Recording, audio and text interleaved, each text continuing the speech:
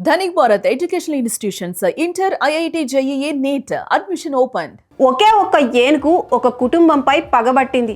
ఆ భయంతో ఆ కుటుంబం నదులు దాటింది, పూలు దాటింది, ప్రాణాలు అరచేతిలో పెట్టుకొని మైళ్ళ దూరం పారిపోయింది. కానీ కాలం మారిన ఆ ఏనుగు కక్ష మాత్రం మారలేదు. సరిగ్గా 14 ఏళ్ల తర్వాత వెతికి మరి ఆ కుటుంబంపై దాడి చేసి చంపింది. నమ్మడానికి వింతగా ఉన్నా ఇది అక్షరాల నిజం. ఒళ్ళు గగ్గురు పొడిచే ఆ గజరాజు పగ వెనుక ఉన్న అసలు కథేంటి, ఆ కుటుంబానికి ఆ ఏనుగుకు మధ్య ఉన్న వైరం ఏంటి తెలియాలంటే ఈ వీడియోను ఇప్పుడే పూర్తిగా చూడండి. నేపాల్లోని చిత్వాన్ జాతీయ పార్కు సరిహద్దుల్లో దుర్బే అనే ఒక ఒంటరి ఏనుగు ఉంది. అది మామూలు ఏనుగు కాదు.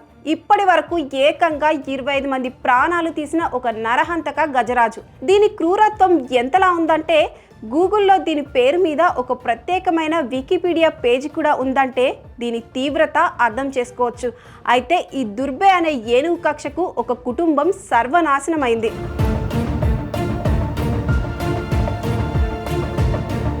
2012 డిసెంబర్లో చిత్వాన్ పార్క్ దగ్గరలోని మాడి అనే గ్రామంలో శనిచర బోటే అనే వ్యక్తి తల్లిదండ్రులను దుర్బే ఏనుగు అత్యంత కిరాతకంగా తొక్కి చంపేసింది.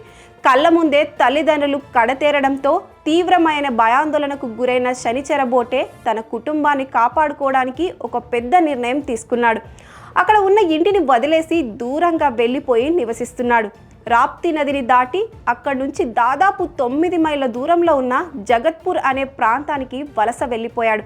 ఇక తమకు ప్రాణగండం తప్పిందని, ప్రశాంతంగా బతకవచ్చని ఆ కుటుంబం భావించింది. కానీ కాలం గడిచినా ఊరు మారినా ఆ ఏనుగు మాత్రం ఆ కుటుంబాన్ని అస్సలు మర్చిపోలేదు.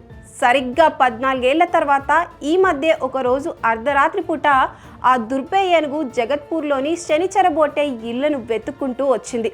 ఆ అర్ధరాత్రి చీకట్లో వారి మట్టి గోడలను బద్దలు కొట్టి లోపలికి దూరింది.